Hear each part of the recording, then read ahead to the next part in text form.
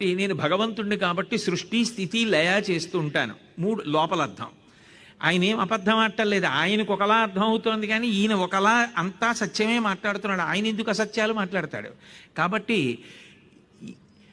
పూని ముప్పో ఒకల పోవ నేర్తు, ఇది నేర్తు అది నేర్తు అని ఏల చెప్పంగా నేరుపులన్నీయు నేనే నేర్తు, ఇది నాకొచ్చు ఇది నాకు రాదు అని చెప్పడం ఎందుకు?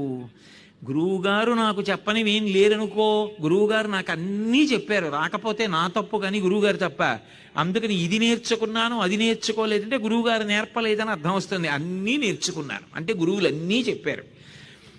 నాకు రానిదేం లేదనుకో, పైకి లోపలి అర్థం అసలు చదువులన్నీ నేను తెలియబడ్డమే చదువుకోవడం. నిజమైన చదివేది అంటే నేను తెలియడమే నిజమైన చదువు. చదువులలోని సారమెల్ల చదివిది తండ్రి అంటాడు ప్రహ్లాదుడు.